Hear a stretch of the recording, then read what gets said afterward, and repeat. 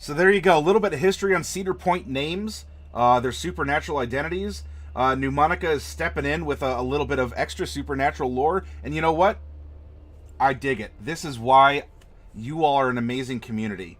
I have no problem sitting at a table where we're all continually pushing up our glasses going, actually?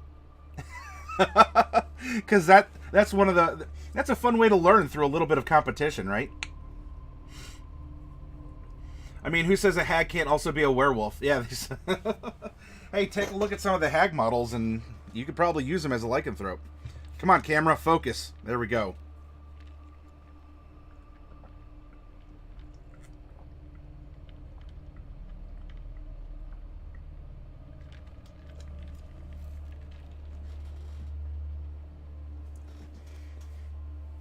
All right. Well, everyone, what do you say we dig into some rare items? Rare items! Rare items! I don't know if you all watch Dot Hack Sign, the cartoon, well, the anime. Specifically, the second one. Was it Legend of the Twilight? There's a player character who's a rare item hunter. And so she goes around every time like a rare item comes up. You know, she's like, rare items, rare items. Okay, Cake Boss. I'll take a look at it after we go through some warm-up exercises.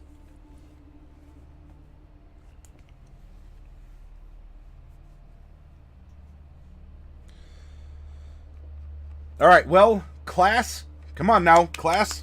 We have our assignment to do. Crack open your DMG. Come on now, class.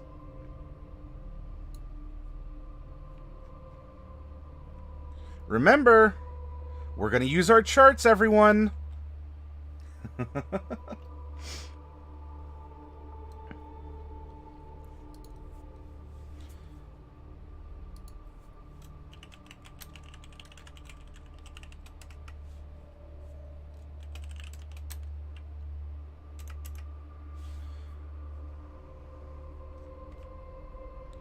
Let's see. So we're going to build some basic prompts here.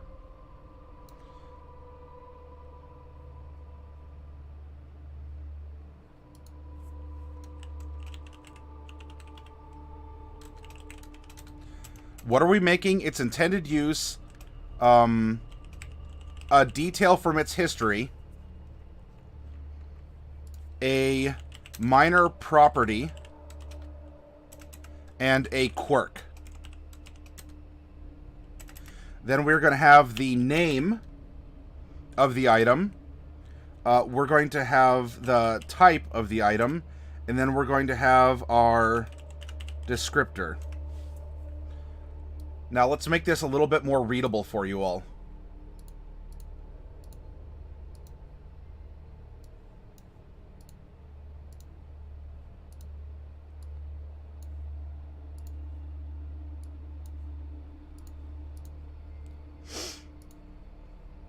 Okay, here we go. So now you have your in-class assignment that we're going to be discussing, everyone. Come on now. You came to D&D school at night to learn, didn't you?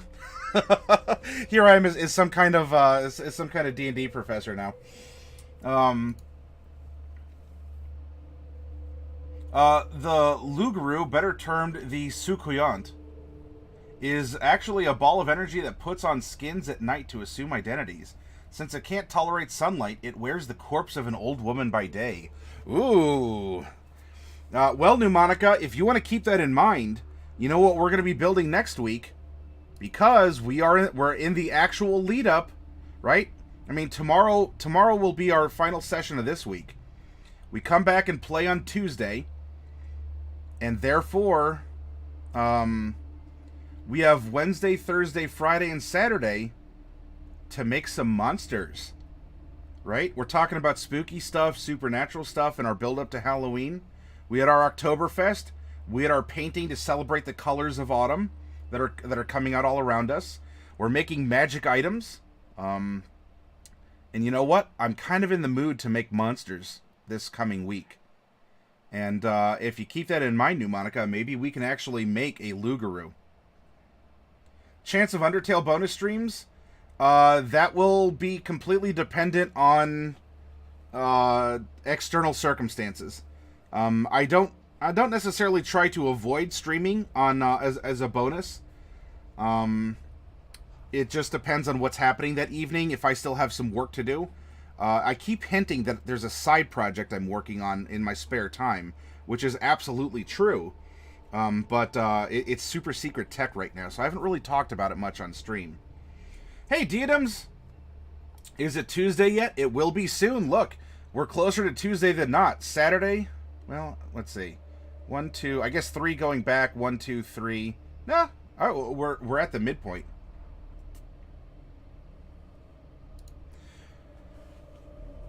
Okay, rare item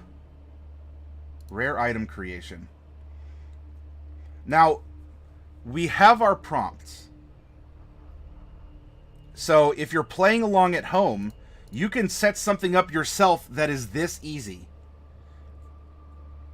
To give yourself some random... We're randomly generating characters just in a different fashion. Right? Think about it that way. If you treat your sword as a sword... Again, it's like you go to Walmart and you get a sword. You know, there's a difference between just swinging a sword, or this was your grandfather's sword, you know, named... you know, whatever, Harmony. You know, I'm just looking around at stuff on my desk. You know, this was your grandfather's sword named Harmony. Mechanically, it's the same sword. But what does putting just a little bit of personality into that sword, without it having to be sentient, all of a sudden, is you're swinging around Harmony? What does that mean? Does that change your character's perspective on the world? Kind of one of the traditions that we've done on the channel here, if you ever roll the criminal background, because it automatically gives you a crowbar. Crowbars are very useful tools. And so something we do on the channel is to say, well, what's your crowbar's name? I mean, look, if you're a thief, you've probably used that trusty crowbar to get into and out of very tight situations. And so what would you name your crowbar in this case? Well, look, name your sword. And that's a tradition in itself in the real world. Sounds like Coffee has an itch for game. Yeah. The Coffee cat is sort of like, oh, we got to check him for some fleas or something. I always itch for gaming. Is your shield named Peace? Yeah. So there we go, Dark Wolf. Suddenly we have, we've just spawned an entire thought, right? What if in fact you have like a vengeance paladin? So you have this dark knight, you have this this person who's not afraid of hunting down people or even killing them. Yet the weapons that were the weapon and shield passed down to this paladin, their name given to them by the order or whatever is Peace and Harmony, and yet here you are as this person who is willing to kill in the name of justice. And that alone can create conflict with your character. Something for you to work out. Something for you to determine, is this appropriate for who I am and what I do? The axe is peace and the shield is war. Hey, see all these fun prompts?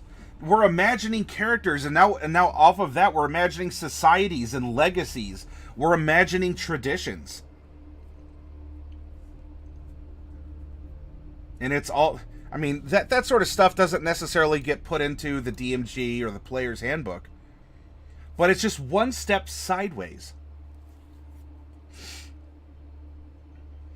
A shield... so like a Bard of Valor, or a College of Valor Bard.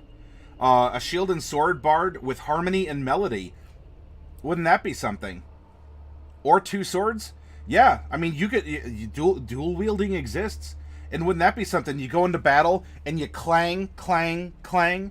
That could end up actually being, a magic item, right? Magic items can come in pairs also, by the way. In which there's also a little note in the DMG. Oh, Diadems, look at you cleaning up the floor here. What would you like, Diadems? Monster Menagerie or Dragon Heist? But remember, if a magic item comes in a pair, you have to wield both. So if you have like boots of winter and boots of springing and striding, you can't wear one boot of springing and striding and the other of winter and get the benefits of both. But yeah, look, sword and shield combos are popular. 2-weapon combos. You know, think about that. Something like singing swords. You know how people play a saw and it makes that kind of like woo, woo, woo, you know, like kind of that wobbly, tinny metallic wobble sound? Or you use it as percussion. Kang, kang, kang, kang. Or sword and shield. Dum, dum, dum. As you're marching into combat. Dum, dum, dum. To try and disrupt your enemy. There's a lot of stuff you can do.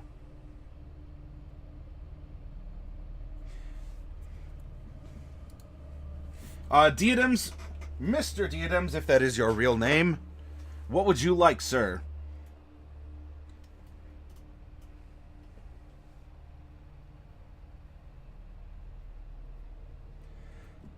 Get it out of the way now? Sure thing. Now, aside from what you see on screen, I do have 1 Dragon Heist and 1 Monster Menagerie left.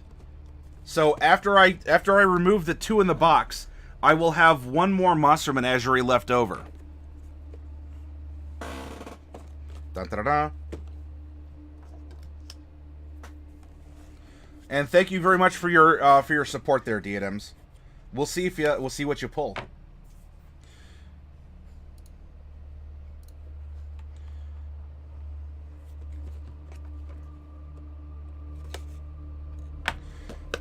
And you know, when we discuss magic items, remember to you know, try and make it personal. Yeah, you might go to a magic item store, and let's say that you do end up getting just a generic +1 sword of some kind. You know, still give it personality. Incorporate it into the legend of your character. Do something bold, or you know, if you're starting from scratch, just say, you know, this is the beginning. You know, you talk to your sword or something. This is the beginning of our legend. Whatever, Wormfang, or even if you go into here, well,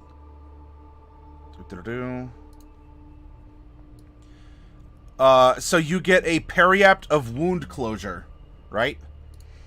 And I don't know, you call it Nurse Joy or something, right? You know, make your items a part of you, but please be careful, because it is very easy for you to by the way, we're starting with a Strahd zombie.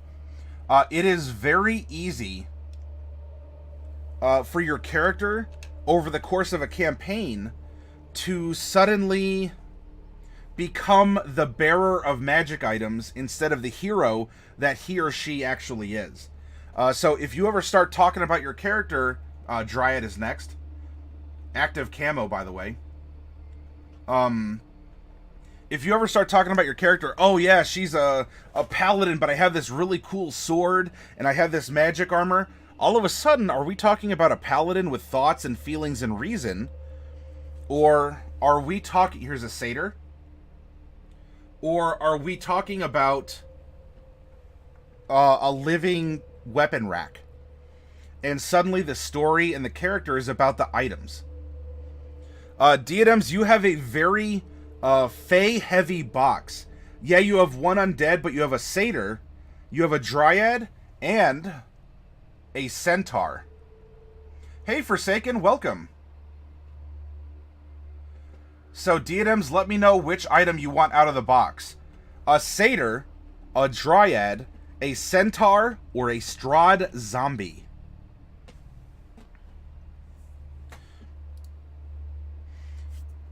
And that's why I urge you, make your if you get magic items, or even mundane stuff, make them a part of your character. Don't describe them apart from your character, because then that separates the two.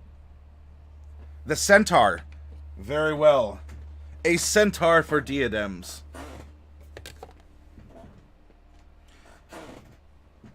By the way, there's the last box. I have no more of this at the store either, so this is my truly last box of Monster Menagerie.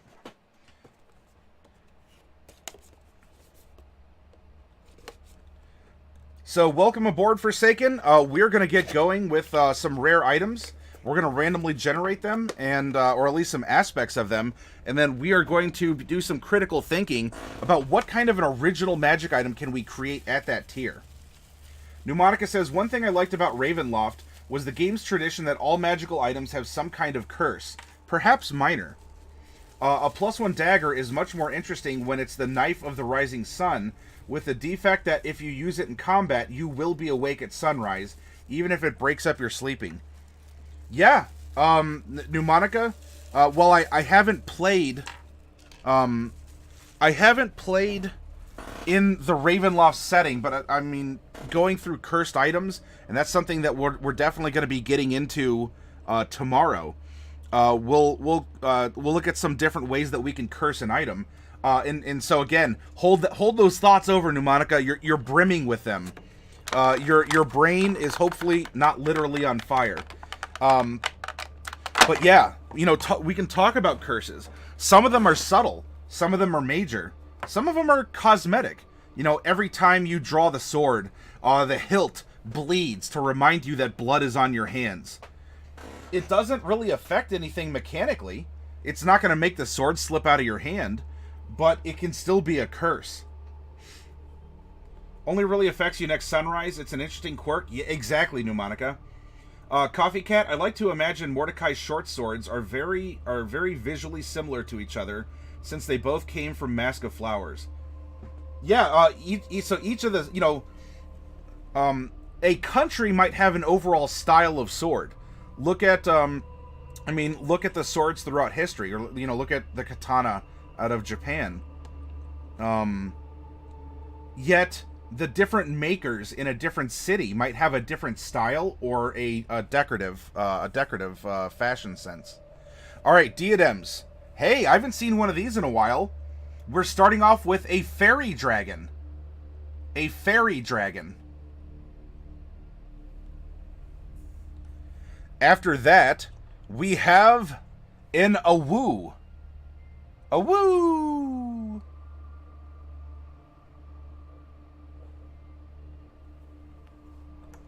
After that, we're scrolling down. We have Bryn Lightfingers.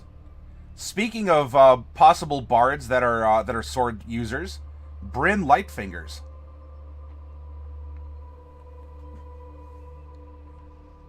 And lastly, but not leastly, we come down and diadems, you have popped open a bullet. Or, depending on your pronunciation, I hear some people pronounce it belay. You know, give it the soft two T's in French. Kind of like the soft two L's that sound like a Y in Spanish. Let me know which figure you'd like.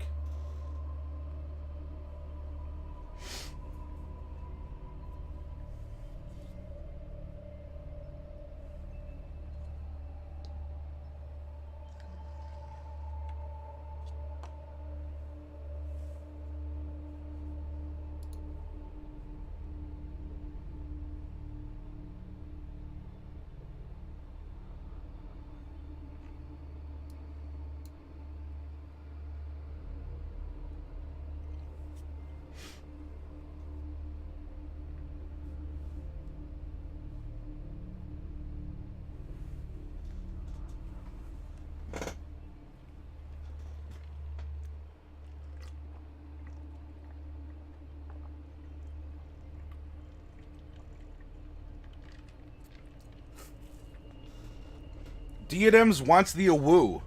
Very well. One awoo coming for you. It sounds like you're building a wolf pack, right? You have a dire wolf. Dire wolf is the leader of the pack. You could build up a little, you know, if you get like 4 or 5 other wolves, you'll have a very cool pack running around. Alright, so with that, I have 1 Monster Menagerie remaining, and I have 3 Dragon Heist remaining. So those are available to sponsor, should you all wish to do so. It's a way to support the store, the shop, well, kind of via the store, and I sincerely appreciate it. I'm very happy to be able to help you put minis on your table. and play the game. Oh, and a cat just clawed its way up. You all saw it. It happened here live. Now she's freaking out on the back of my chair. Can I help you, ma'am? Are you all right?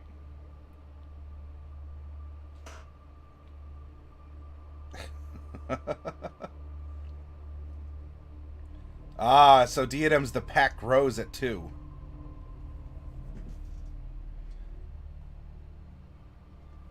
I guess I'll lean to the side so you all can see her too. Alright, let's take a look at, Hey, ma'am. Hey. I know it's an old chair, but come on. Hey. Hi. Yeah, I touched you. She's hitting me in the back of the head with her tail. Oh, you have 1 or 2 dire woos? Ah, so you have Ma and Pa dire wolf, and the normal wolves are dire wolf cubs. You have a whole family. Okay, I can dig this. Can you say hi to everyone? Look. Yeah.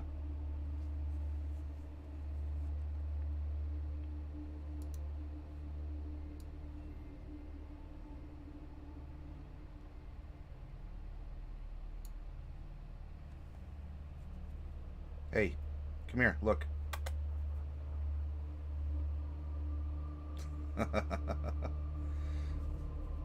There we go. She's a magic item herself, I'll have you know.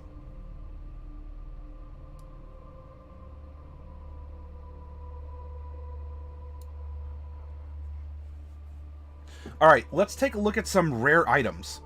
Rare items! And find out what's the power level of a rare item. Yep, she is a good floof. I mean, she's in an anime. She's the spunky athletic one who's full of energy and joy.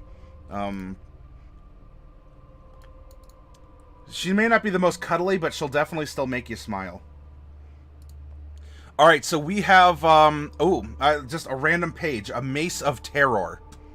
This magic weapon has 3 charges. While holding it, you can use an action and expend 1 charge to release a wave of terror.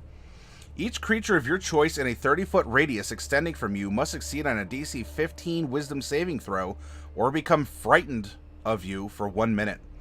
While it is frightened in this way, a creature must spend its turns to try and move as far away from you as it can, and it can't willingly move to a space within 30 feet of you.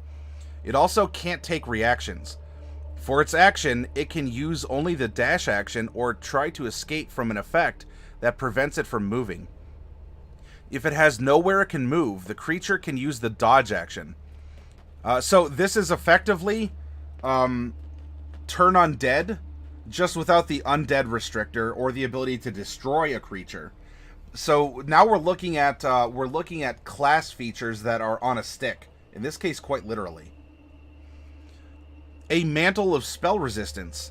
You have advantage on saving throws against spells while you wear this cloak.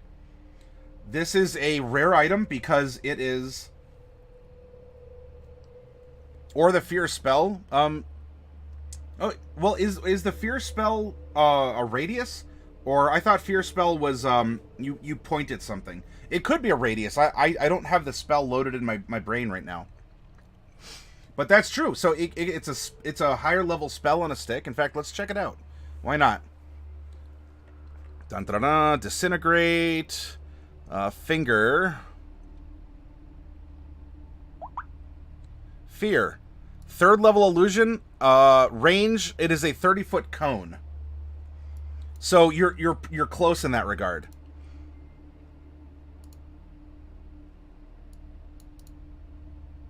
But so it's kind of the same thing but different. This is also, by the way, similar to an Oathbreaker Paladin's aura. They can create a fear aura. So now at the rare tier, we're looking at a 3rd level spell. Or we're looking at a very functional, in a lot of situations, class ability. Or I guess feature. in terms of power. Now, nothing has changed in regards of, something that is attunement, right? You need to attune to the mace because it's an extension of your will through the magic item in order to project this terror. Or because this cloak, because it's relying on your saves. Like, it's accenting your own ability to save. It's requiring attunement. Let's continue. Take a look at some other...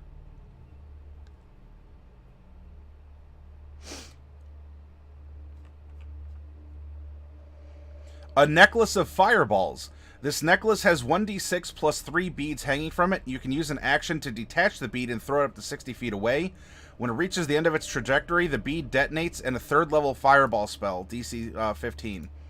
You can hurl multiple beads or even the whole necklace as one action. When you do so, increase the level of the fireball by 1 for each bead beyond the first. So here you go. Again, we're tickling a 3rd level spell. It could be more if you want to waste it. And keep in mind that rare items are just that. There's not that many in the world.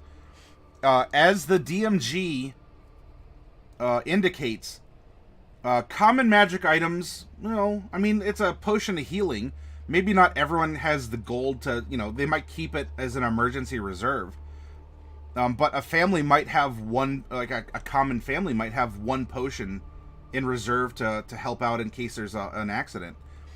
Uncommon magic items there's not a ton of them. Remember, most of the people in a world are going to be no greater than 4th level.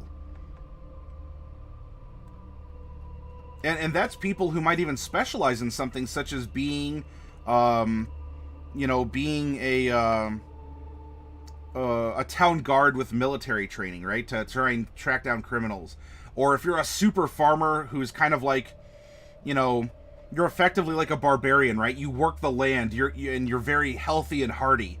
You as a farmer might be like a 3rd level barbarian if you've been doing it most of your life without, extraneous circumstances. And so when we're in this tier, you can do more fantastic things. But that's because a necklace of fireballs might cost 500 gold pieces. And remember, skilled labor on the economy, the base presumed economy of D&D Player's Handbook or DMG, skilled labor might earn 1 or 2 gold a day. And so when you put it into perspective, a necklace of fireballs is like an insurance policy. It's expensive. It can be expensive. It might save your life. Is your life worth 500 gold? But for an average person of skilled labor, let alone unskilled, like porters or even like farmhands and such, who might earn 5 silver to a gold per day, a necklace of fireballs would mean that they have spent none of their money for a year and a half to afford a necklace of fireballs. Hey, Daily. So Daily says, I strive for 4th level every day. Don't we all, Daily?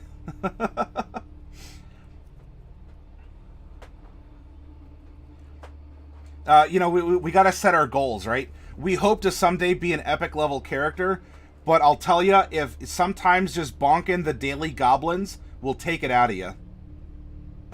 Or, just an orc walks into your workplace and you just say, oh my gosh. This again? And you got to try and put down the orc incursion in a social situation or at work. But you know what? You get better by practice. And, as many orc raiding parties are the rumor mill at the local, at the water, at the water fountain or the water dispenser at the office. You get better at handling office politics. You get better at handling, family Thanksgiving, where people might bicker over politics or sports or anything else. Sometimes bonking the daily goblins will take it out of you. Yep, there you go, Pneumonica. Your next character is going to be half-orc? Ooh. Coffee, on our Thursday Tomb of Annihilation in-store game, one of my characters is a half-orc, although mechanically a half-orc, although he has sort of a Janus effect. If you've ever heard of Janus cats, think of it kind of like a calico, where like a cat is starkly different, like on one side than the other. And I think you can even test like the DNA on one half or the other of the cat, and they come up as like two different cats that just sort of were made into one. He is a half orc, half elf, split kind of like down the middle. And so on one side is a slightly longer tusk, and on the other is a slightly longer ear. And the flesh kind of has a gradient going down with different hair color as well. And I love that sort of creativity. It's a lot of fun mechanically. Mechanically, it's a half orc, and I'm fine with that. Though cosmetically, and he explained it in his backstory, it's just something that happened.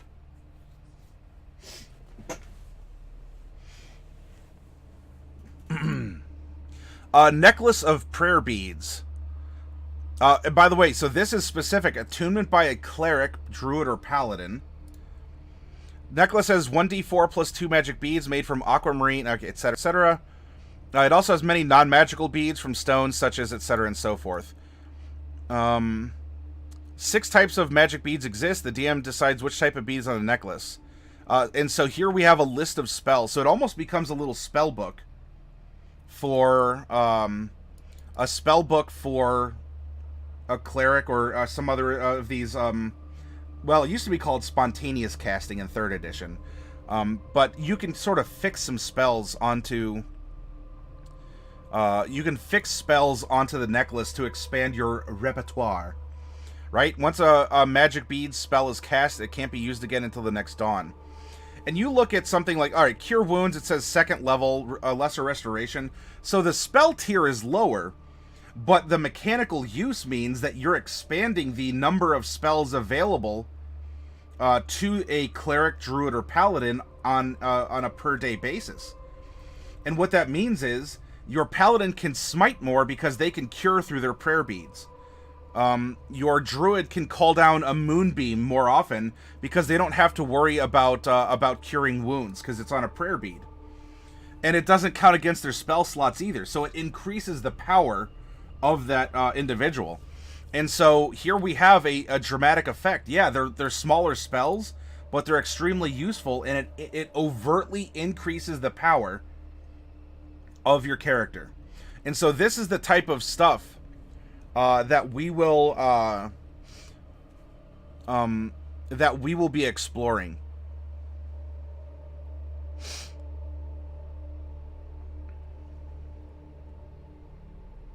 Hey, Nolzur's Marvelous Pigments. We were painting with these. Last week.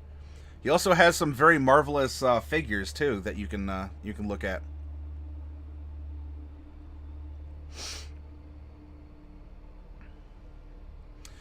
Here's a rare item that offers immunity to poison, which is a rarer. I mean, even dwarves don't have immunity, but they do have resistance. This just excludes damage types or conditions from the game, and so it's rare. Hey, Kitty, welcome. Good to see you again. Anyway, I think we have some good references, and if we ever need to, hey, this is why Xanathar's is really, really good. Here is a list of the. Here's a list of the items in the DMG that are rare and considered as a minor item. It's still rare, but it's not as dramatic as, let's say, a major item. And so, you know, we can roll on here, or we can just quickly reference, we can reference Xanathar's as we're creating an item. So anyway, let's roll some dice and come up with some, some background information. Right, you know, we're not just mass-producing +1 swords, which, by the way, I believe +1 weaponry and armor starts at rare tier. In fact, I'm going to take a look at that real quick. Whoops. Oh, I went way too far.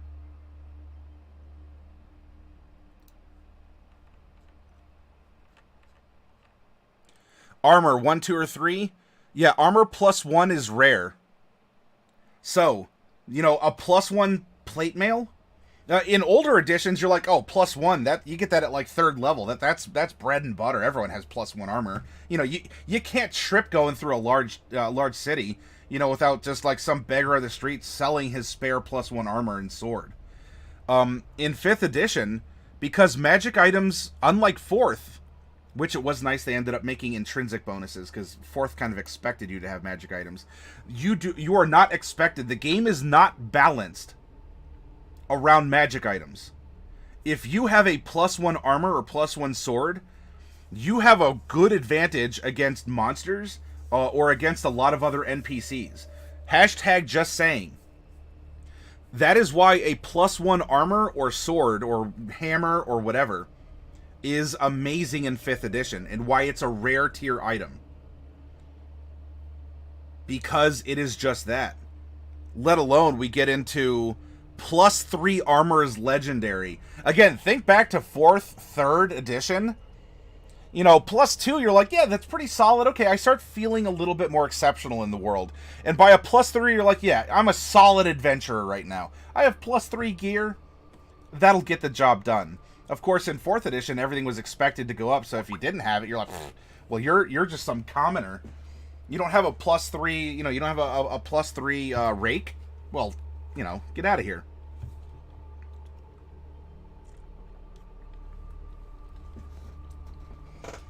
So please keep that power scale in mind when you're creating items for 5th edition D&D. It's not centered around having magic items. And so +1 is an exceptional bonus. Legendary items I made for my party causes weekly upscaling in my storm. Yep, exactly. And I'm glad you can back that up, Daily. You know, they're fun, but you have to adjust for it. Because the scaling of damage and such is... well, look. If you have a +1 weapon, you are hitting 5% more of the time. Meaning that your total damage output over the course of the rest of the campaign increases by 5%.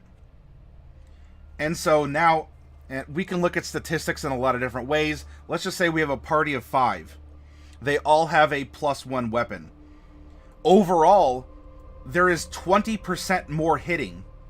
And again, we can argue math, and I'm fine. We can, if any of you want to crunch statistics, I mean, we could reduce it back to 5%.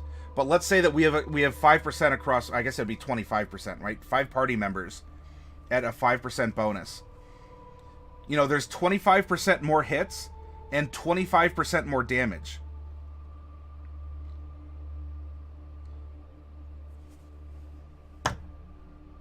That's huge and cumulative.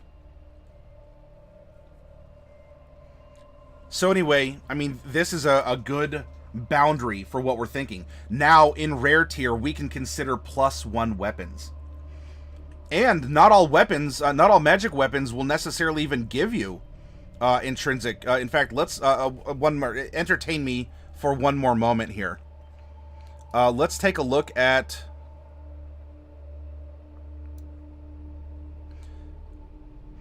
a Sword of Life Stealing. When you attack a creature with this magic weapon and roll a 20 on the attack roll, the target takes an extra 10 necrotic damage if it isn't a construct or undead. You also gain 10 temporary hit points. This is a rare magic item, but it doesn't confer a +1 to hit or a +1 to damage. Or I mean, I guess, and the +1 to damage. Right? Just the +1 makes it rare itself. If you have a +1 Sword of Life Stealing, we've probably bumped up into very rare territory because we're stacking up all of these abilities. You have to let okay, no, I'm sorry, that was what you were saying before.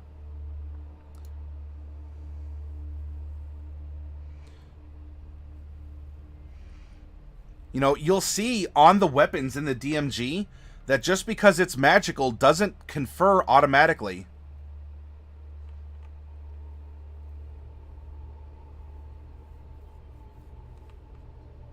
Hey Nanav, welcome! We're about ready to make a custom magical item. Alright, let's go back to our tables, and let's think, right? We randomly generate characters, and we're thoughtful about it. Let's randomly generate some magic items.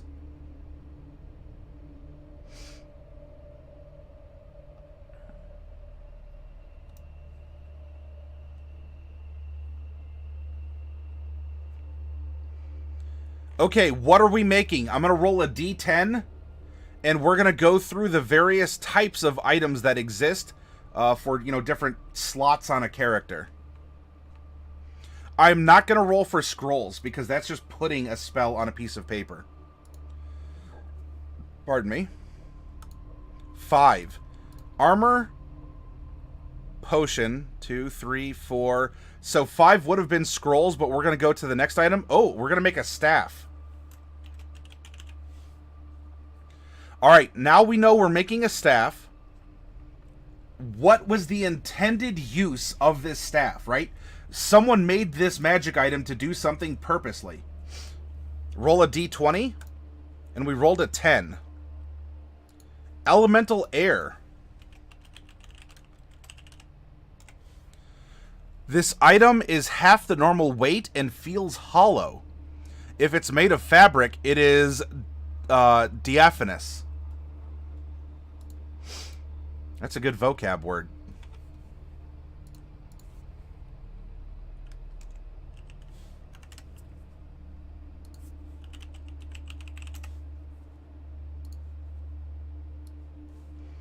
By the way, dictionary.com and thesaurus.com, which are actually kind of the same. You can click between them.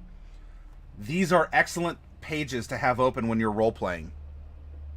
Very sheer and light, almost completely transparent or translucent. Delicately hazy. Diaphanous. Diaphanous. Ta-da! There's our vocab word for the day. Diaphanous.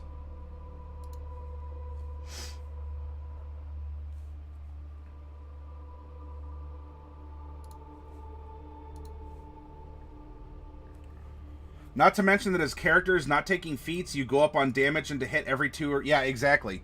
It's kind of the concept of intrinsic bonuses from 4th edition, which allowed you to play in a setting with little to no magic items, but still scale with the expected math of the system.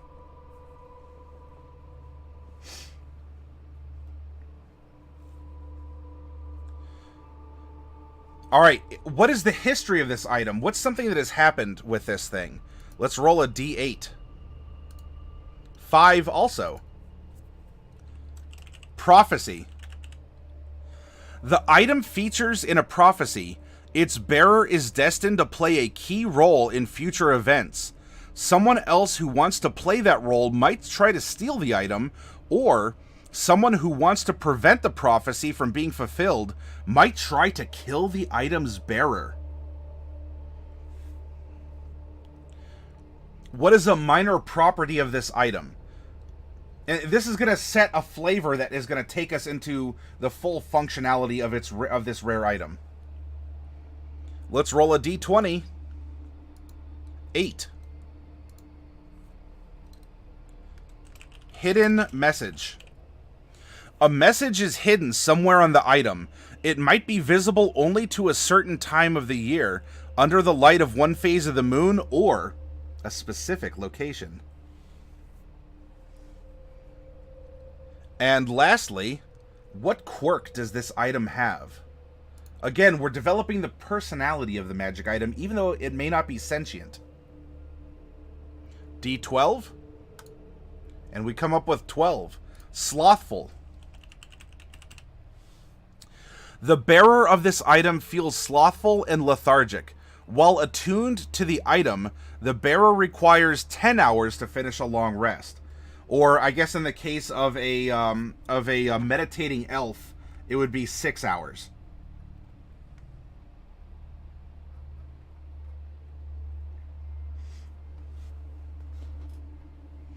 Okay, it's time to put on our thinking caps. These are our prompts for a rare item. So it's a staff of some kind, which of course, I mean, we can always go to the staff section to get some sort of guidance if we really want to. It features in a prophecy. It is half its normal weight. It might even feel hollow or almost weightless. There's a hidden message contained somewhere inside the staff. And it makes you feel like it kind of drains your energy, right? It makes you feel slothful. what kind of an item, what kind of a rare item could this be? Now, we can draw on spells and abilities that already exist, or we can come up with our own custom ones and feel it out. But this is our roleplay prompt, everyone. Under the light of the waxing crescent moon, glorious moon runes appear and glow on the item. They're elven runes, which translated read, if found, please return to Rivendell, care of Elrond. The prophecy is complete.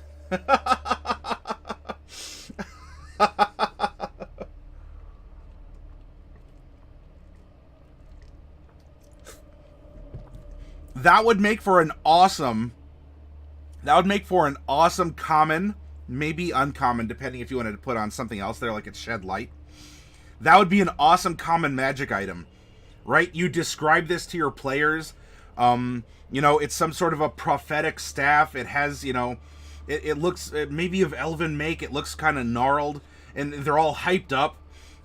You know, through the campaign, they're just waiting for the cycle of the moon because, I don't know, maybe they, or maybe it just happens randomly.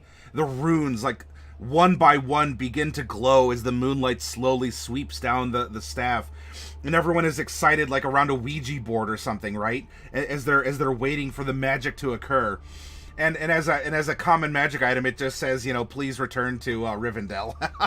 If found, please return to Rivendell. Pneumatica, that is great. Plus 5 points to House Pneumatica.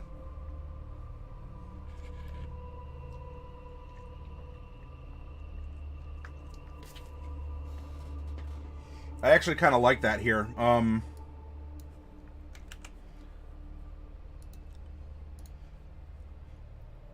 gonna put that back. I'm gonna put that as a writer here, as something.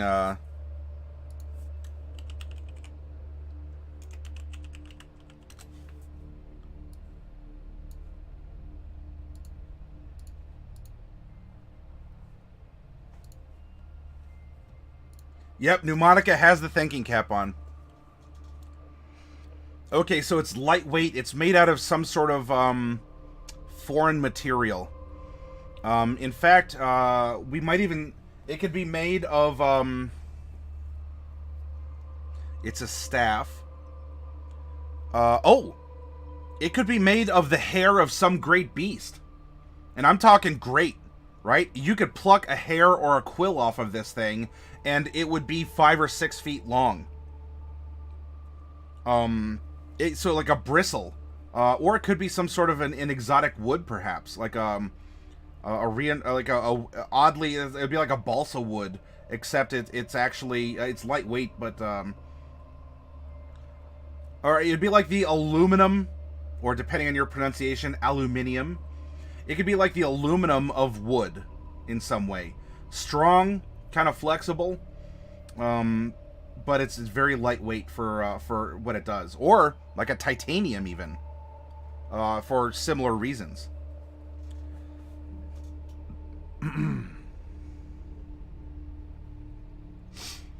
Yeah, or mithril, right? As it's described, a very lightweight metal. We could make a metallic, pardon, a very lightweight metallic staff.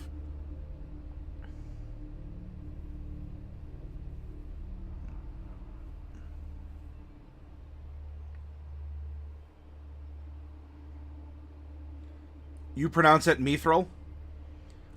Mithril?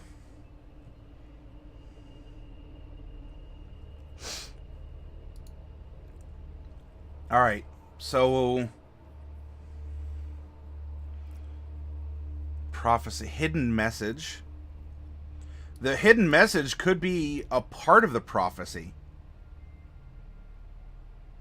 Oh, AG, I like that. Aluminum staves are illegal for pro wizards. Yeah, they use it in Little Wizard League, though.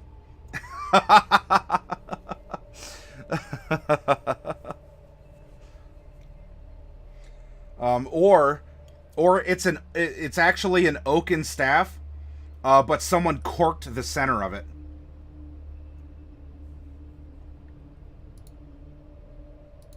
That was one way it was pronounced in Lord of the Rings. Yep. Wood is better. Druids could use it. Well, yes and no. In fifth edition especially, druids aren't expressly forbidden from using metal weapons. In fact, you can have a scimitar. Scimitars are metallic weapons. It's more about wearing metal as like an extension of your body, since it's rendered by people and not by nature itself.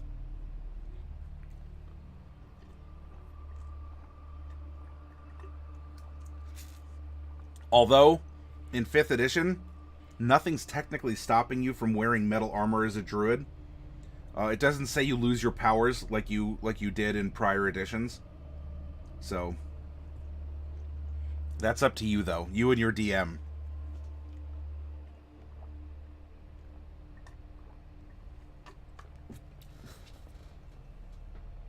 Although a lot of druids tend to get around that by wearing ironwood armor.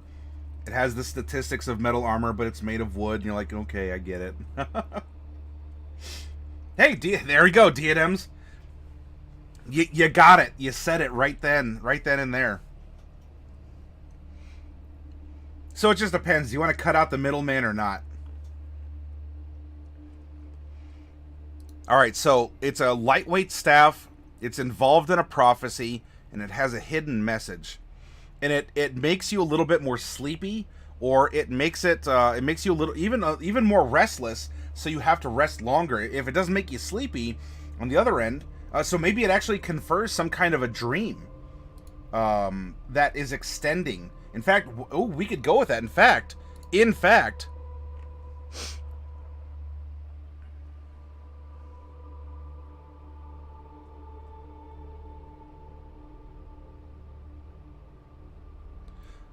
Alright, so Dream is a 5th level illusion, but maybe we can modify a part of it.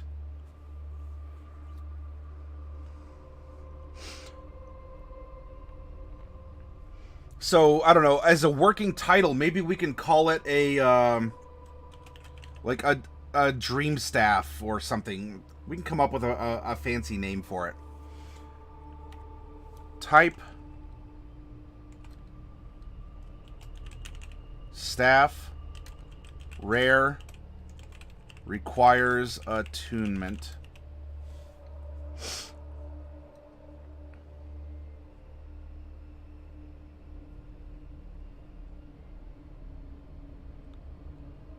So Dream is on 237 or 236.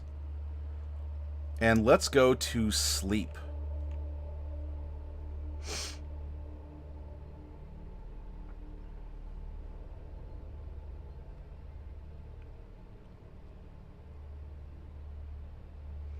That's 1st level, and it can be cast at higher, so we could automatically bump it up to something bigger. When you cast a spell using a spell slot of 2nd level or higher, roll an additional 2d8 for each slot above the 1st.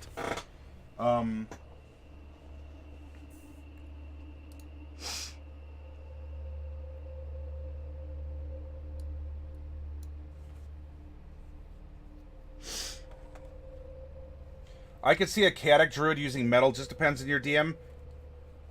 Yeah, or even the circle might say, you know what? Metal comes from the earth. And so, in a way, you could look at the concept of cold iron.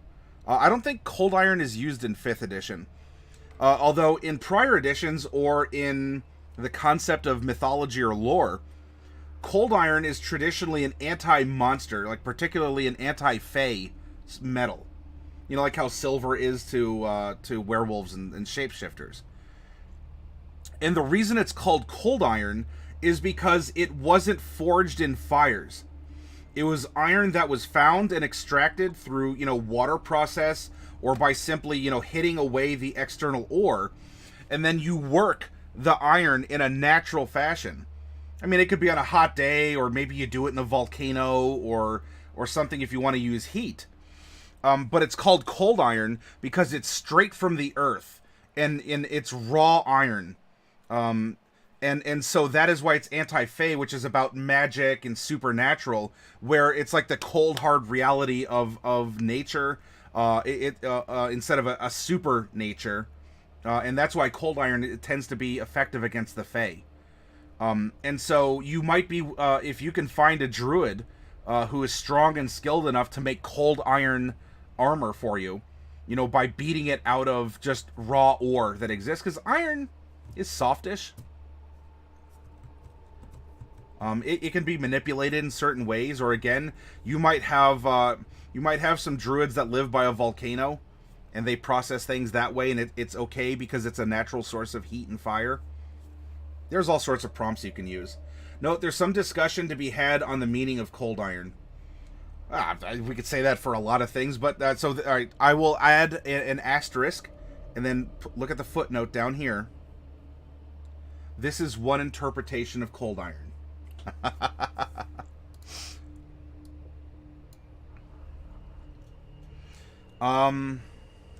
Okay.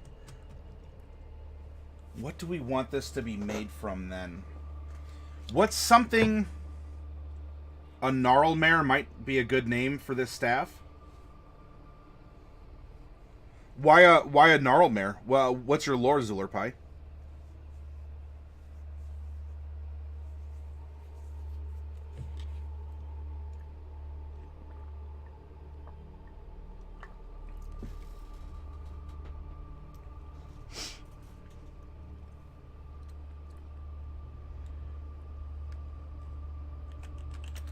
This staff feels as if it is made from a bristle or quill of some great unknown entity.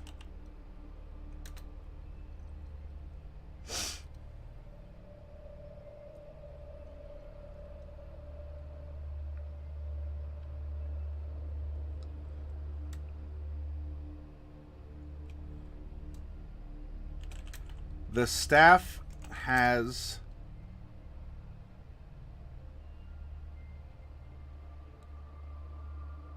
3 charges. Now this isn't going to fit the true wording. We can go back and revise it. I want to get my ideas, or the ideas you're presenting here, out onto the paper first. Gnarl for wood, mare as a part of nightmare, the dream aspect. Oh, no, that's fine. The staff has 3 charges, which can be used as follows.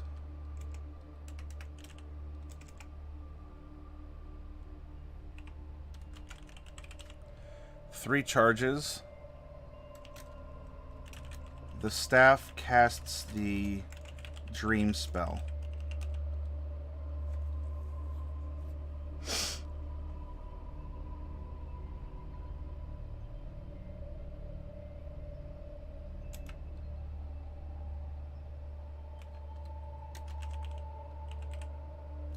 One charge. The staff casts sleep at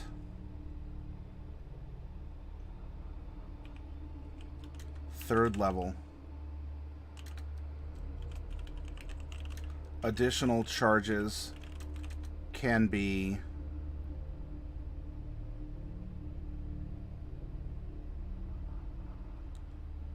used to increase the level beyond third by 1 each. Now, if we were taking into consideration, I think it's in Xanathar's, or it might be in Mordenkainen's, I forget which, there's a catnap spell. That would be appropriate for this too, but if we're sticking to the core books, then this would be appropriate. Or you could just, if you don't want to reference another spell in another book, then you can always say, or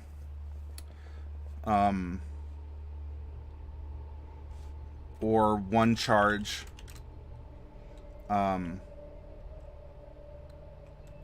a creature touched by the staff can complete a long rest in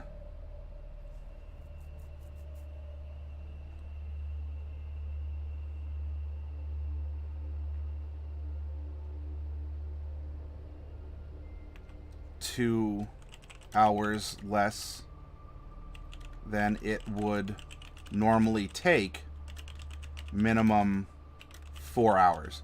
Because look, elves being able to take a long rest in 2 hours, that's really good. If you can just recycle several times a day by taking 2 short rests. So I think having a minimum in there.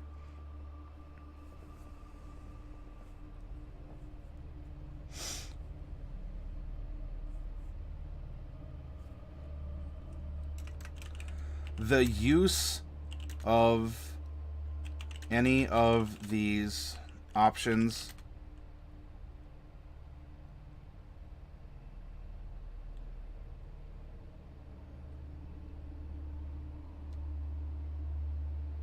will require the bearer to have to rest for 2 hours longer than normal.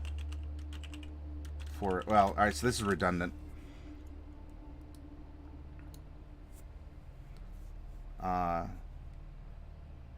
To have to, if not rest, will require the bearer to need 2 hours longer than normal for a long rest. This cannot be reduced.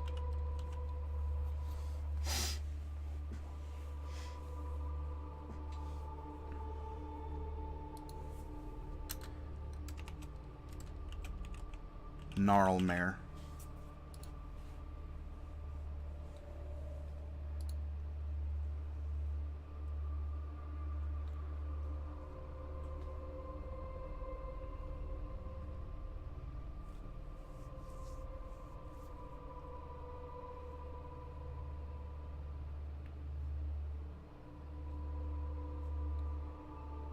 Daily, you can add or take a point of exhaustion on that last portion. I would say yes or no, but by the time that we get to 5th level, exhaustion, unless we put the writer that the exhaustion cannot be removed by other means, then, I mean, it can be a bit of a spell tax, I guess, but exhaustion at higher levels, by the time you're getting rare items, it would just be, yeah, sure, I'll take a level of exhaustion, and then afterwards, you're just like, hey, cleric, shoot me a 2nd level spell. We're all already like 10th level or 12th level or something, and then suddenly it doesn't become really an issue because all you have to do is lesser resto the exhaustion away. So it's something to consider. It's not a bad idea, Daily, but anytime that we're creating this, take these other meta factors. Oh, I'm kind of perfectly doing that in camera here. Take these other meta factors into consideration.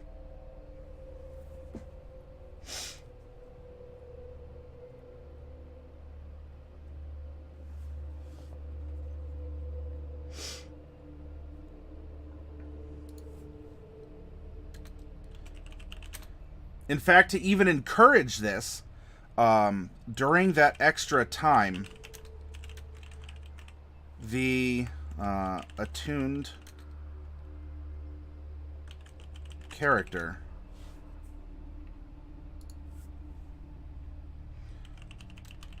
will learn a little bit more about a certain prophecy. Ooh, you know what?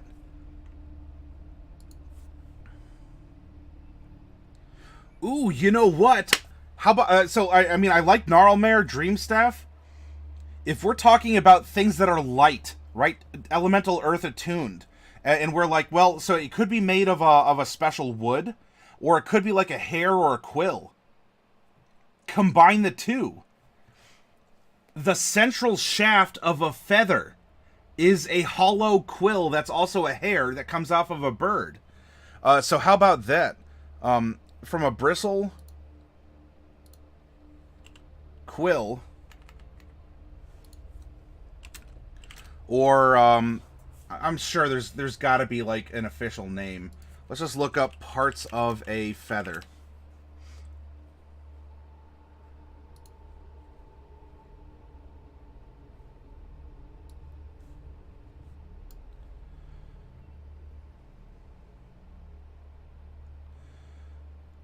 So we have barbs that come off of the rachis. After feather, hollow shaft, or the calamus. Interesting. Okay.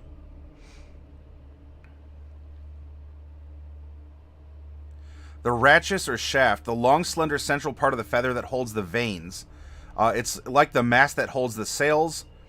The calamus or quill, the large hollow portion of the shaft that attaches the feather to the bird's skin or bone. It doesn't have any barbs on it. We're learning, everyone.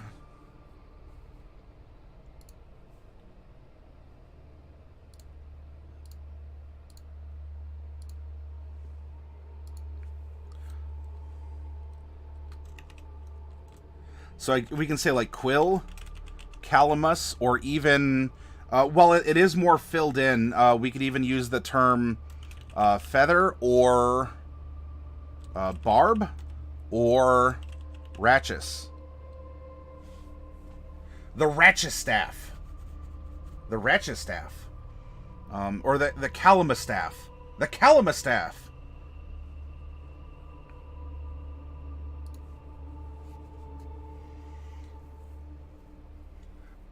Viking. Using the staff makes it 20% harder to get up for work in the morning. It's called instead of a staff, it's more like a little round thing. It's the snooze button.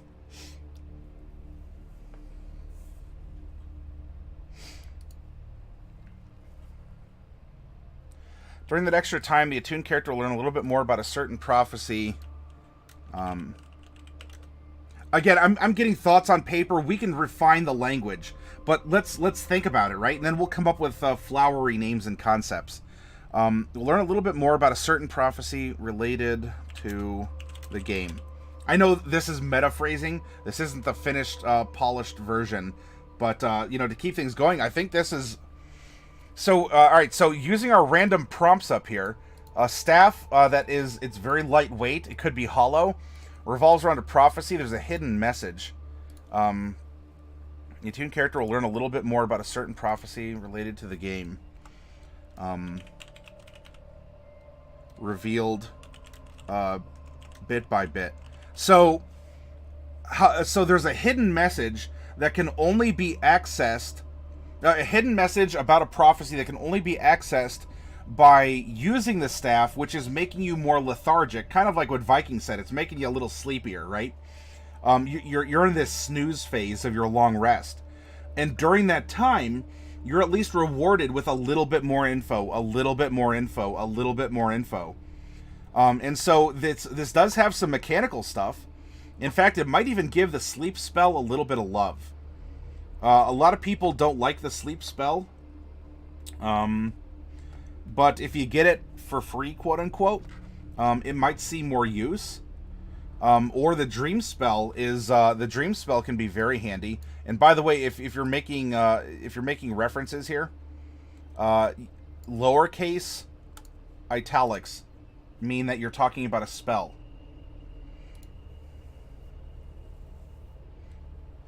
And there's heavy roleplay element involved here as well. Hey, Roger. That's a generous way of phrasing it. I am, in this portion of the evening, I'm a lot more full of vim and vigor. Is this one hidden message, or does the staff spoon feed the holder? So, Zulerpie, I think it'll be a sequence of messages, right? There's a hidden message that we have triggered off of this extra, this 2-hour use. And bit by bit, it's going to reveal clues about a prophecy. So it would almost be like the hermit background feature on a stick, literally.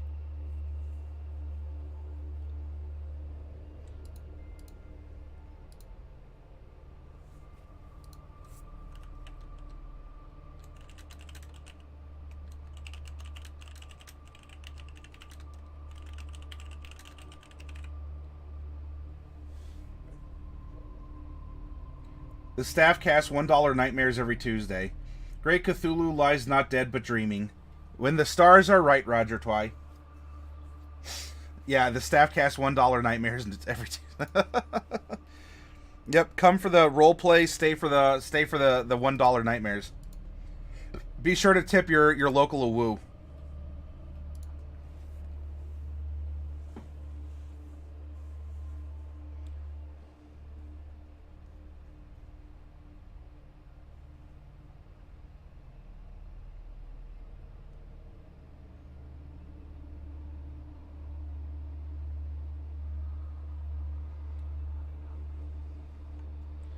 And I think because you have options, like this is a level 5 spell, or this is a guaranteed, you can cast a 3rd level spell 3 times, or, you know, you could ratchet it up if you want to infuse some more charges. Oh, and by the way,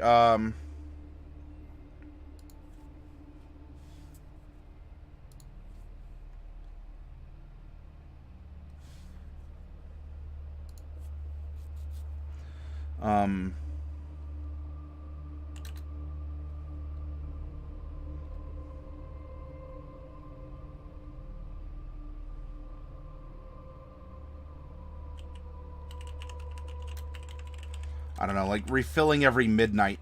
If an item has charges and it can refill itself, or if it's not refilling every midnight because of the prophecy, you know, it could be cyclical. It could be, you know, every quarter of the moon.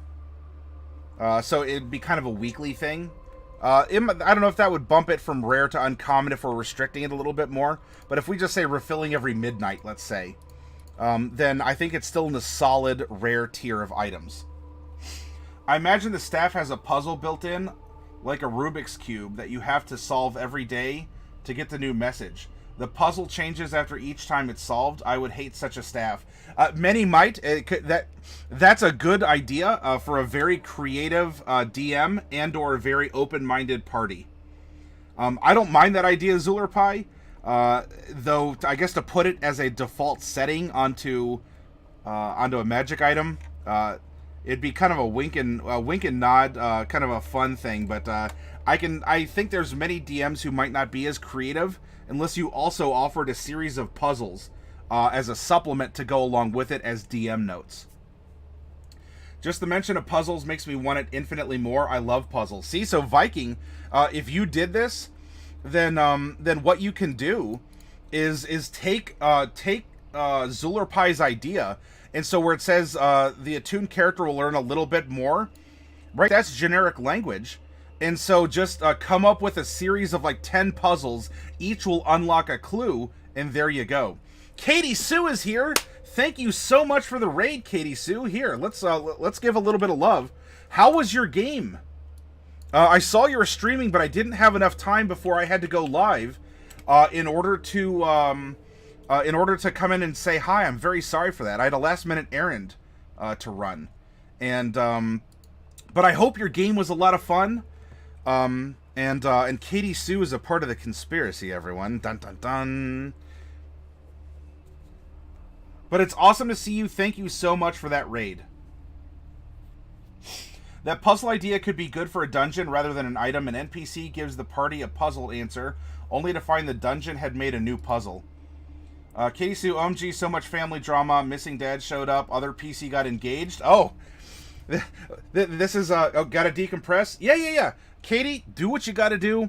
We're doing some workshop rare item rare item creation. So you can, if you gotta go, you gotta go. If you want us in the background, look, this is a podcast with a face. So I hope you can relax. I hope you can come up with some fun ideas, because we certainly are.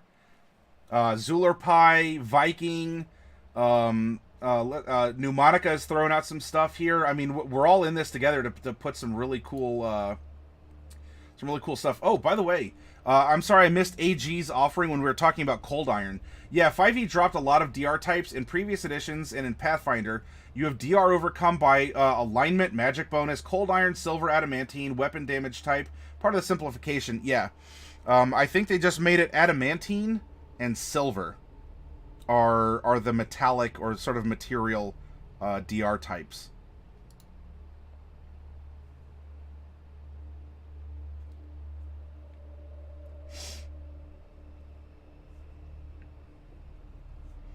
And just above that, Pneumatica said, but Irish lore also gives iron power over the dead, hence how Dracula, written by an Irishman, was killed by an iron kukri.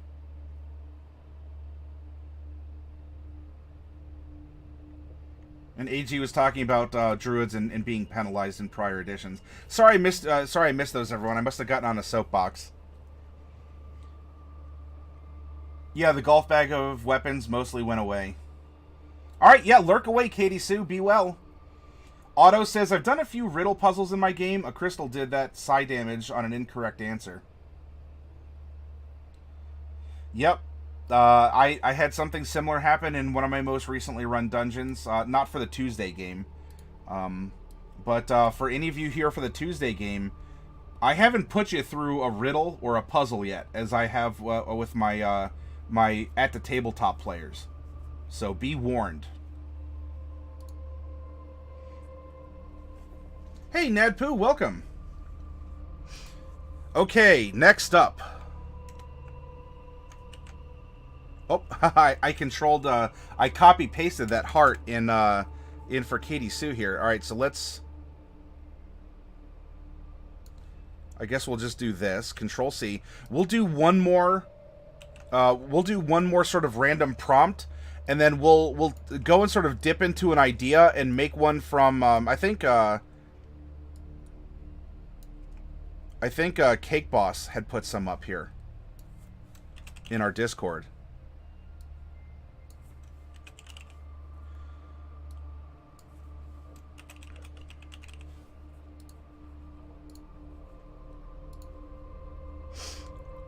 Okay, go back to our DMGs, everyone, because this is D&D school. Crack open your DMGs and get ready.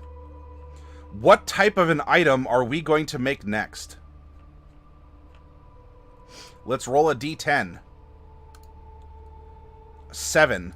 1, 2, 3, 4. We're not making scrolls. 5, 6, 7. Ooh, a weapon of some kind.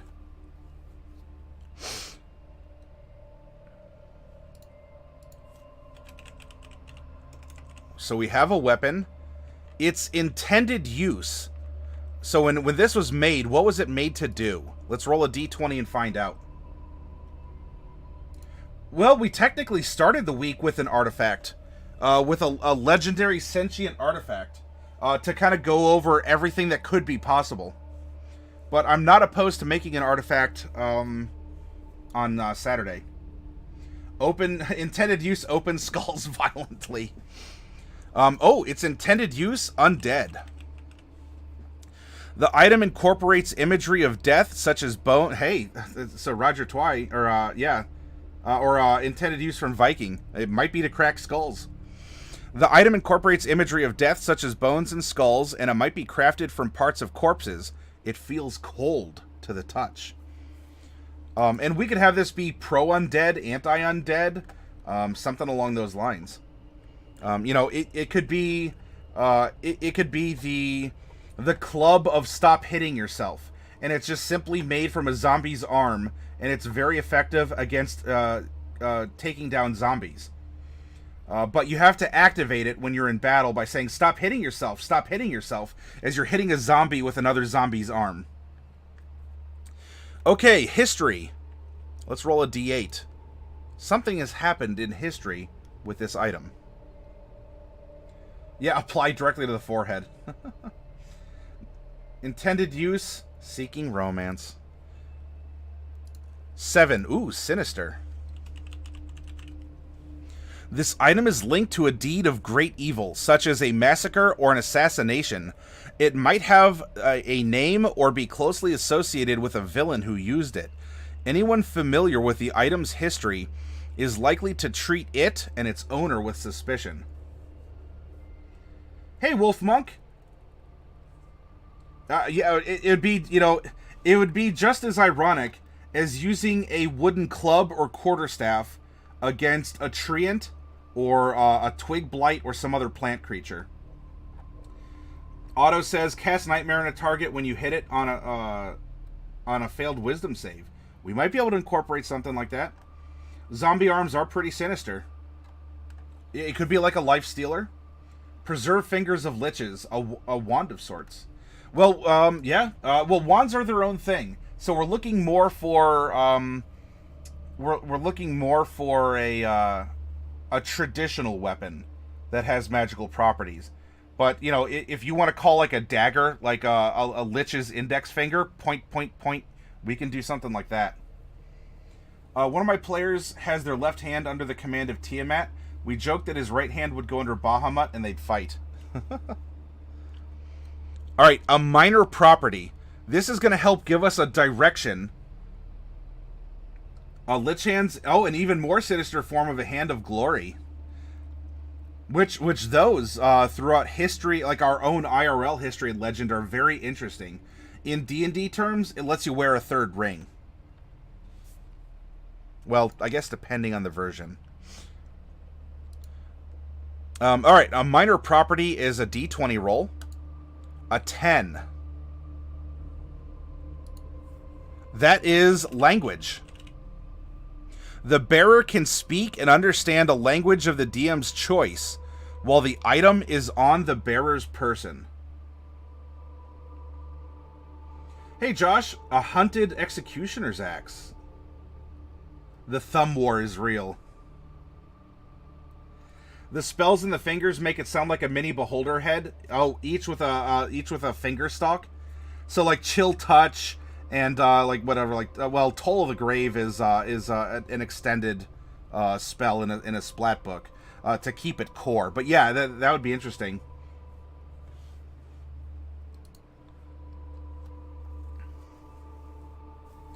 Beholder finger puppets. That's the best idea.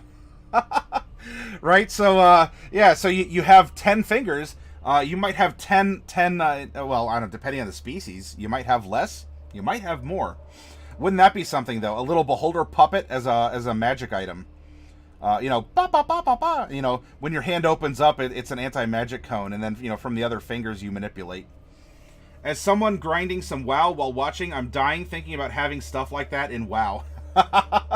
Well, Wolf, I hope you're having happy grinding, and that we could offer some good, solid, like, background conversation and contemplation while you're doing that. I wish you well, in, as I've heard good things about the expansion. I don't play personally, but I have many friends who do. And a quirk.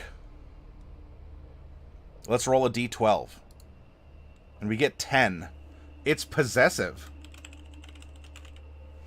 The item demands attunement when first wielded or worn, and it doesn't allow its bearer to attune to other items. Other items already attuned to the bearer remain so until their attunement ends. Yeah, but to get that really awesome effect out of the Magic Beholder finger puppet, you have to lift your shirt to expose your belly button. So the central eye is really like a belly button piercing. I'm actually playing an older X-Pack because I'm broke, so I'm grinding in the midst of Pandaria. Oh, okay. Well, hey, if you're having fun, there's a lot of people, we'll bring it to D&D. A lot of people are having fun still playing 4th Ed, 3rd Ed, or, you know, 1st or 2nd, or other derivatives of D&D. You don't always have to have the latest to still have fun and enjoy.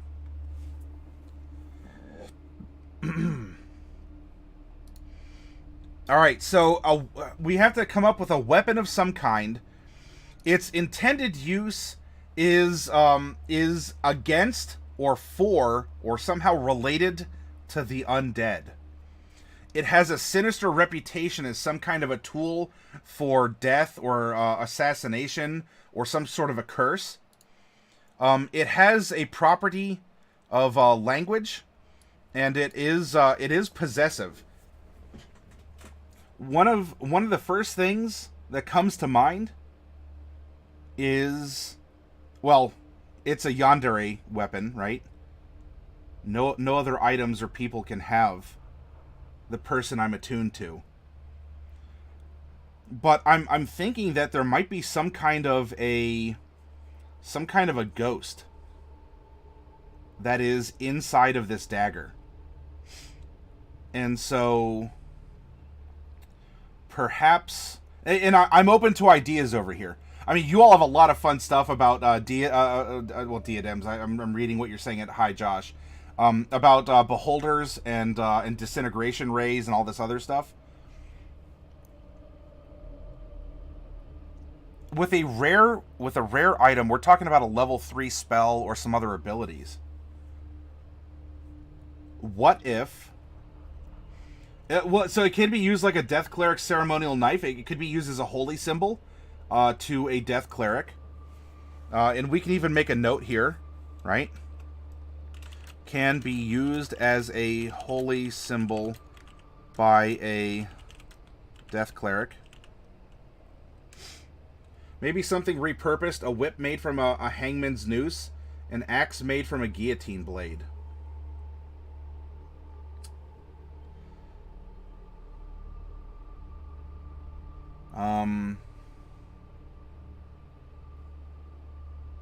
It allows you to speak a language. It's very possessive. I keep thinking of Yandere characters. If none of you don't know what Yandere means, don't worry about it.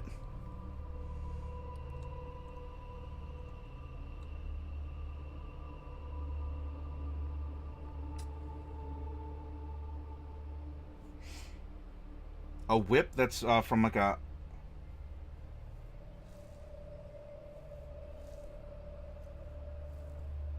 So if we go with something along those lines...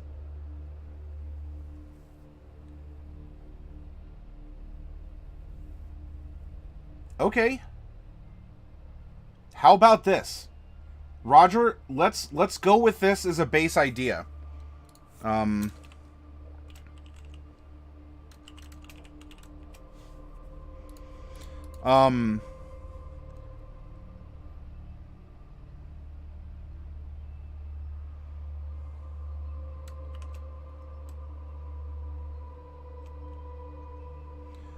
It is a whip made from an exotic deathly material such as a hangman's noose or the hair of a banshee. We were talking about banshees earlier and roller coasters.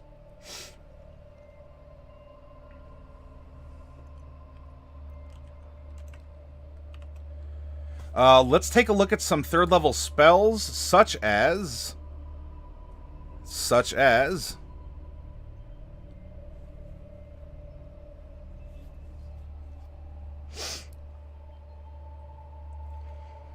Bestow Curse could be good.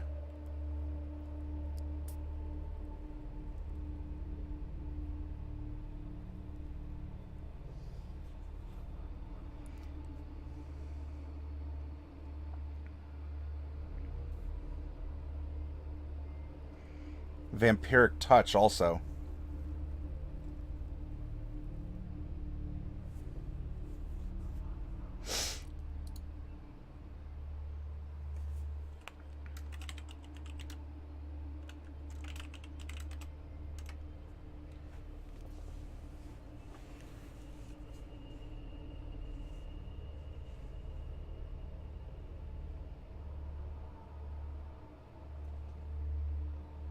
Why don't you love me, David Duchovny?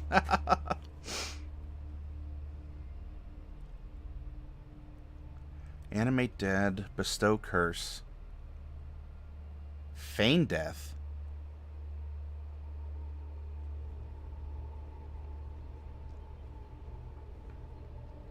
and Speak with Dead.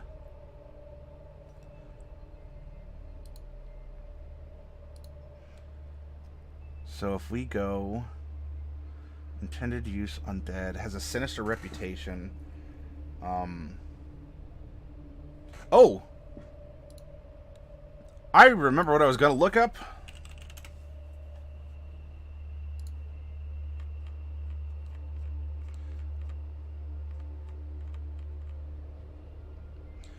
Ghosts have a possession ability.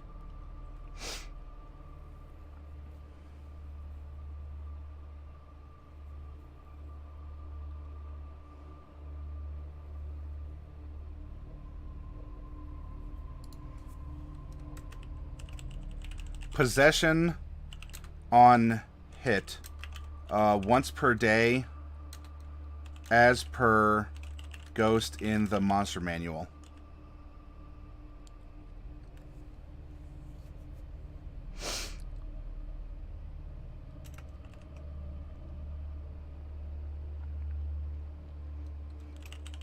Horrifying visage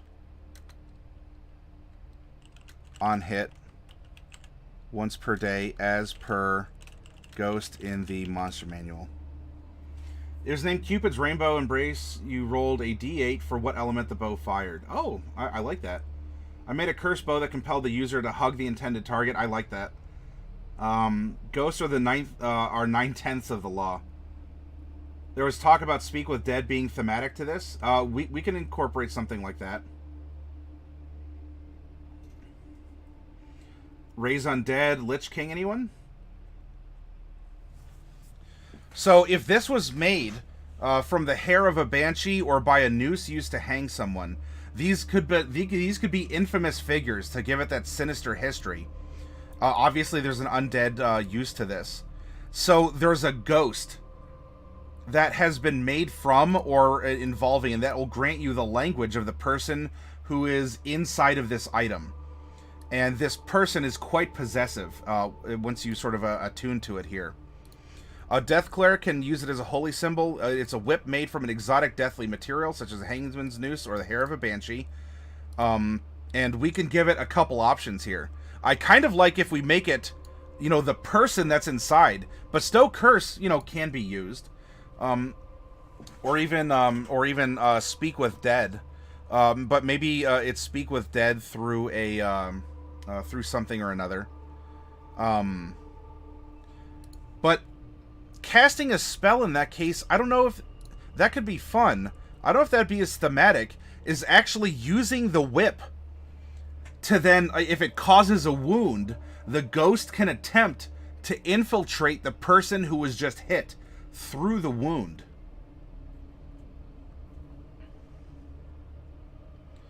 Can be used as a holy symbol by a death cleric, whip made from an exotic deathly material. So, I mean, we have Bestow Curse or Speak with Dead.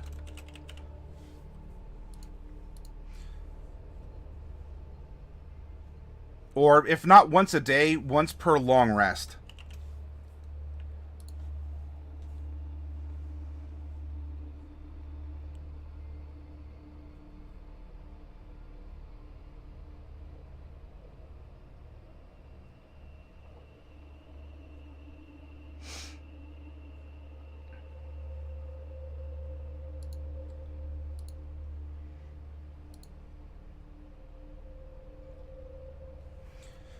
So let's put some flavor to this.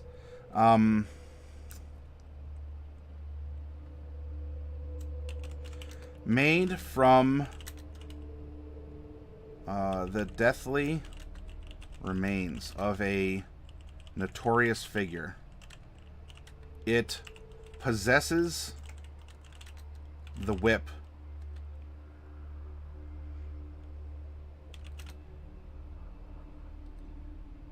And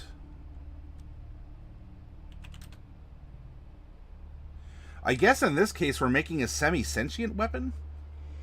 Or maybe it's just the intention, as per magic.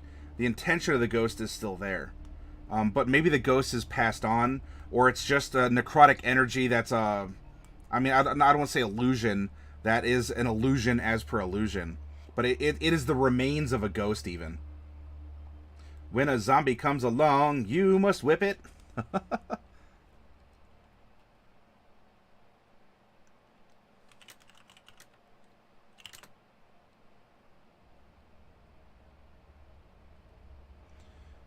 And can be used to...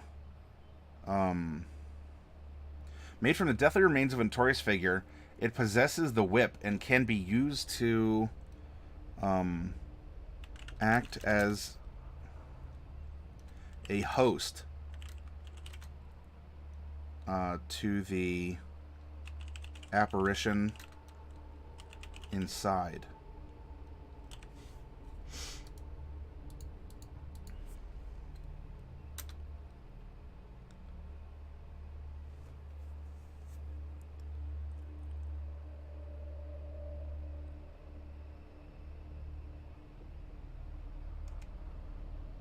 All right, Nanav, thank you for joining us. I hope you had fun. It was great to see you again.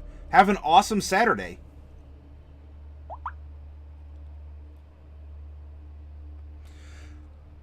So...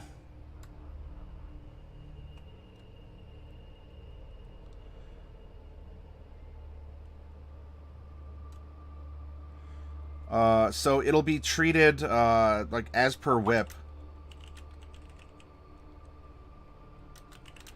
But with, horrifying visage.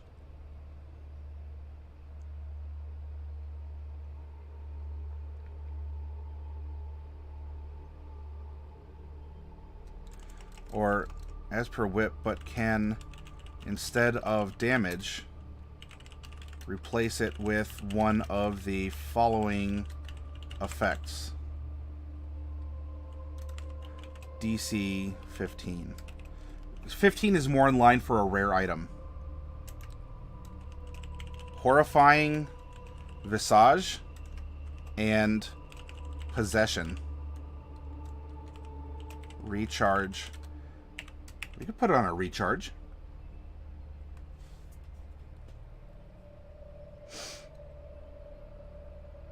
In fact, because of the nature of Horrifying Visage, this might not even need to be a daily or a recharge on a long rest. So really, this is a rare item with more effects, and wouldn't that be something? With Horrifying Visage, if the save fails by 5 or more, the target also ages 1d4 by 10 times 10 years. Wouldn't that be something? You use this whip on someone, and you see them instantly age 20 years in front of you. 40 years in front of you.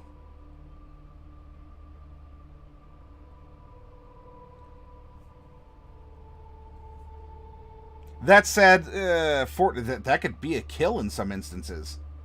You know, that might put the DC back to 13, because a ghost is a challenge rating 4. I mean, we could split the difference and say 14. We could wiggle with the DC. But think about that. A whip that if someone fails by enough, they just age in front of you.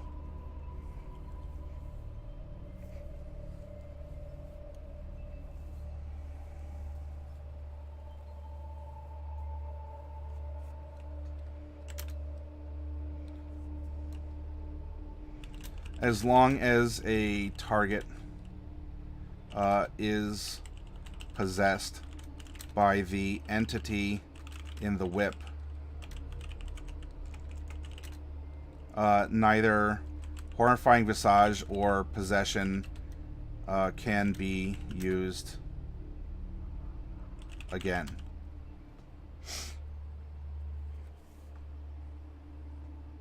Stop hitting the dragon, he keeps getting bigger. Daly says, I did not expect to put that much work back into the magical weapons I already created, but because we're working on them here, I was inspired, and now it looks great and reads better. Anyone want to put an eye or two on it and give me some reading or editorial assistance? You know, we can do so as well, Daly.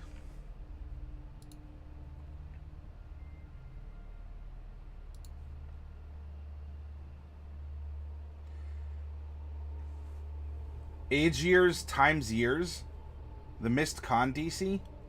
I'm not sure if I follow that exactly, Otto.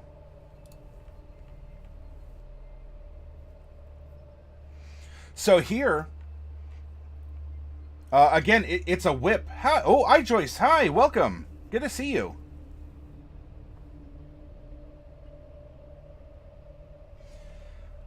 It's a magical whip. It deals whip damage. But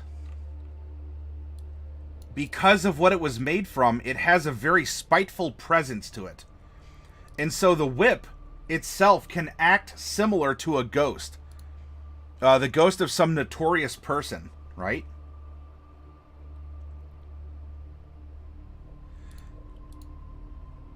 And so these are the effects that I think you could get. And we don't even need a bunch of math. I mean, maybe to calculate a... difficulty class. So, you know, you have the hangman's noose of someone who hung a very notorious criminal, or you have the hair of a banshee that was someone of like a beheaded noble or something, and died and came back, or was created as a banshee as punishment. And so you have an essence of these notorious figures, and so the whip can cause fear by the horrifying visage, or you can instill a possession of someone, and the mechanics for that are all written here. I won't need to rewrite them, but we can reference Ghost in the monster manual.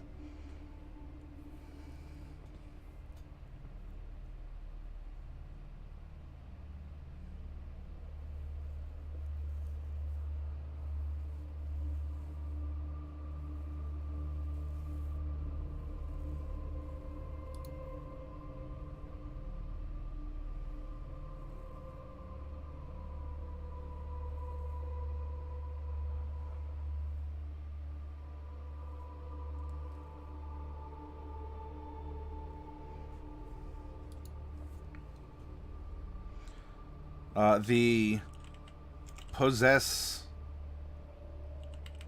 possessee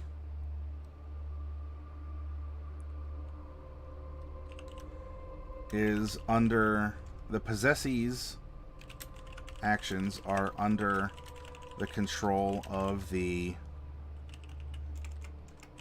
wielder.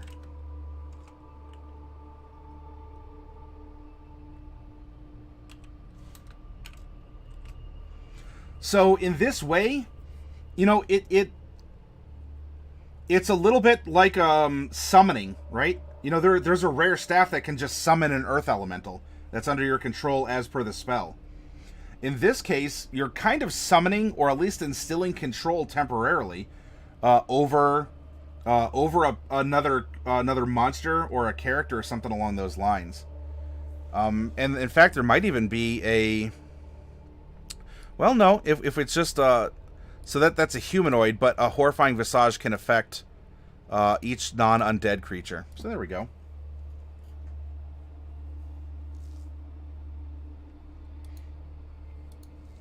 And then we can throw in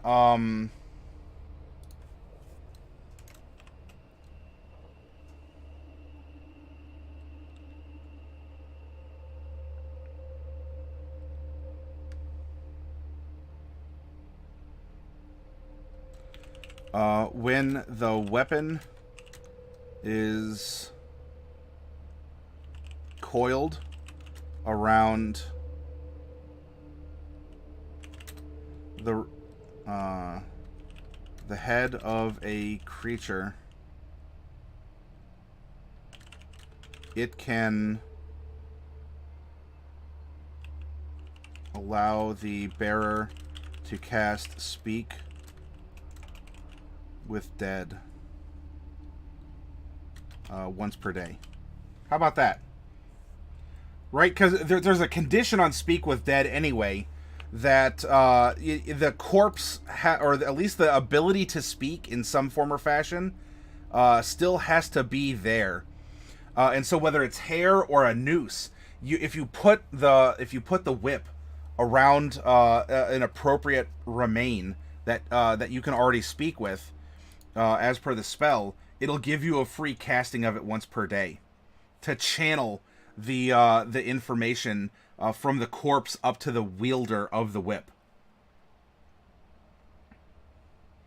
Ages target, multiply the difference in the roll, and so if it's a DC 14, they roll a nat 1, they age 13 times 2.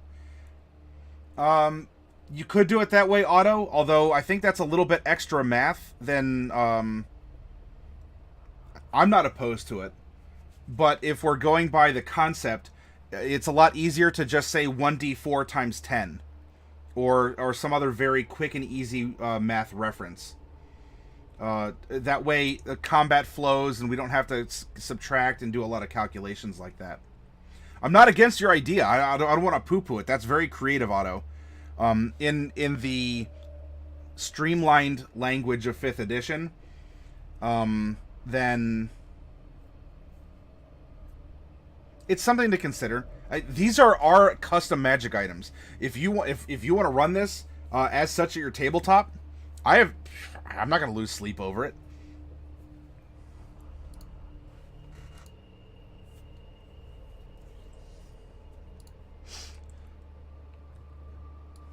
Type whip rare requires attunement. What would be the name of our weapon? Something like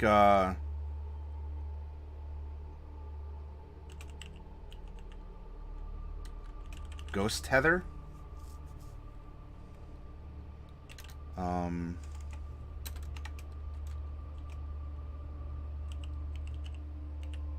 Spirit Cord?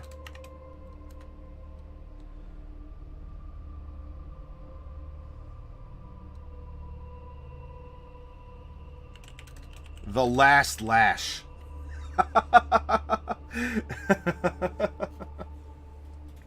Hangman Sorrow?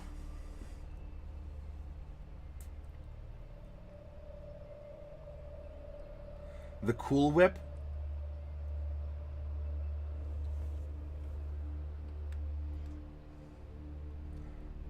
Muon Trap? Oh wait, still working on Ghostbusters stuff.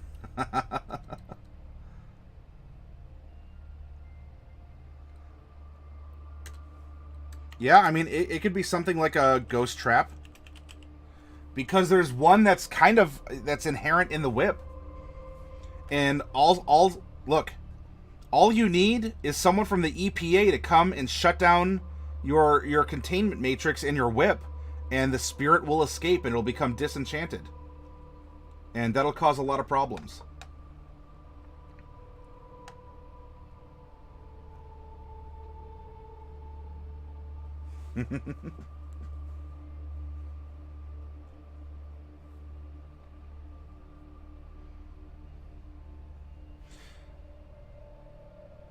Okay. I gotta take a little bit of a break. I'm gonna get a snack, get up and walk around a little bit. Let's come back, and we'll take a look at, I think Daily and Cake Boss put some recommendations up. We can choose something and work on an item from an idea. Maybe we can polish it up a bit. And then after that, we'll work it on a rare tier basis. We'll move into a very rare item. A Phantasm Scourge. Scourge being double meaning, both as a synonym for whip and a person or thing that causes great trouble or suffering.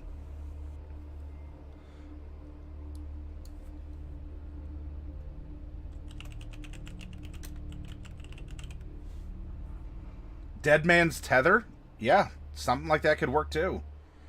But you have to stay with Stewie Griffin's accent. Cool whip. Whip.